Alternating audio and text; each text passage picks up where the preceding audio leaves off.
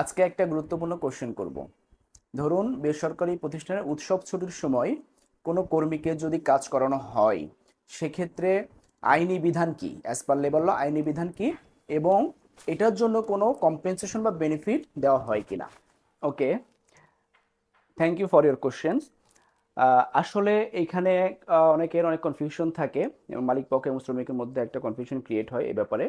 So আপনার labour অ্যাক্টের 118-এর উপধারা 3-এ স্পষ্ট বলা আছে, হ্যাঁ, যে কোনো মালিক পক্ষ চাইলে করানো যাবে, কিন্তু এক্ষেত্রে আপনার দুইটা বেনিফিট দিতে হবে। অনেকের ধারণা শুধু মজুরি দিবে নাকি আপনার লিভও দিতে হবে। হ্যাঁ, এখানে বলা আছে 2 দিনের মূল মজুরি দিতে হবে, আর must have to provide another alternative leave. তার মানে এখানে বলা আছে দুইটা মজুরি দিতে হবে, মূল মজুরি এবং একদিনের ক্ষতিপূরণমূলক ছুটি দিতে হবে। তো আসুন এবার দেখি আমরা এই যে 1-2 দিনের মূল মজুরিটার হিসাবটা কিভাবে হবে। এটার হিসাব হবে শুধুমাত্র মূল মজুরি দিলে হবে না, এইখানে আপনার অ্যাডহক বা অন্তর্বর্তীকালীন মজুরি যদি থাকে সেটাকে 30 দ্বারা ভাগ করে একদিনের মজুরি বের করতে হবে। তো এটার রেফারেন্সটা কোথায় আছে?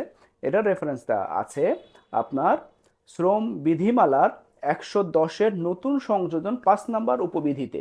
এটা 2022 সালের অ্যামেন্ডমেন্ট দেখলে আপনারা ক্লিয়ার হয়ে যাবেন।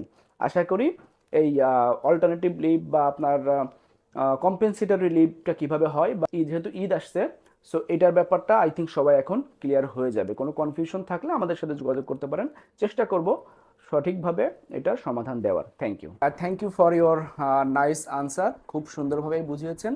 আশা করি এরপরে আর কারোর কোনো কনফিউশন থাকবে না ইনশাল্লাহ। আমার পরবর্তী ভিডিওতে থাকবে বেসরকারি খাতে উৎসব ভাতা নিয়ে সবচেয়ে আলোচিত এবং গুরুত্বপূর্ণ কিছু প্রশ্নের উত্তর। দেখতে চোখ রাখুন। Thank you.